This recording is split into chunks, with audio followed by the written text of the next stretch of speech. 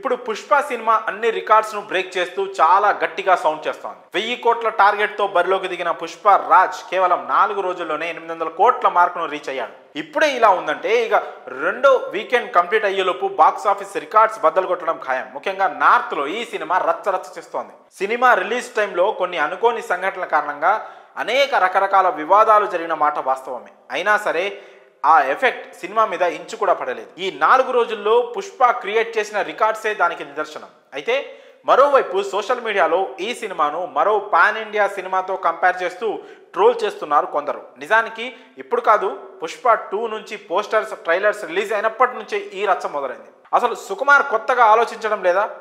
ఈ పోస్టర్లన్నీ కూడా KGF chapter 2 stills లానే ఉన్నాయని ట్రోలింగ్ చేశారు. దీంతో బన్నీ ఫ్యాన్స్ రంగంలోకి దిగి యష్ను ట్రోలింగ్ చేస్తున్నారు.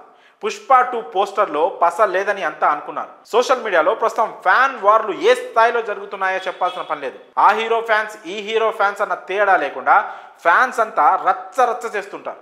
సుకుమార్ ఇంత అజాగ్రత్తగా ఉన్నాడా? పోస్టర్లను 1-2 సార్లు చెక్ చేసుకోకుండానే వదులుతున్నాడా? కాపీ కొట్టాడా? ఇన్స్పైర్ అయ్యాడా? తెలియకుండా అలా జరిగిందా? అసలు కేజీఎఫ్ 2 పుష్ప 2 స్టిల్స్ ఒకేలా ఉండడం ఏంటి అని అంతా అనుకున్నారు. ఈ పోస్టర్ల మీద అప్పుడు ఓ రేంజ్లో చర్చలు జరిగాయి.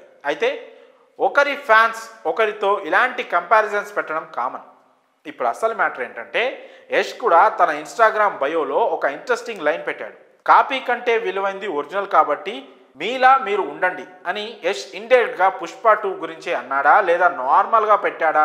నిజంగానే పుష్ప 2 కేజీఎఫ్కు కాపీనా లేదా ఇది ఒరిజినల్ స్టోరీనా?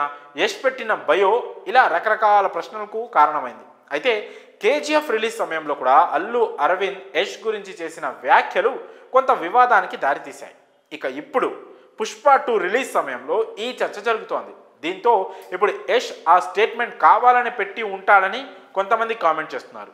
దాని వెనక ఎన్ని పరమార్థాలు ఉన్నాయో ఎవరికీ తెలియదు. ఇక ఈ వార్ ఎక్కడికి వెళ్తుందో చూడాలి. మరి ఈ అప్డేట్పై మీ అభిప్రాయాలను కామెంట్స్ రూపంలో తెలియజేయండి.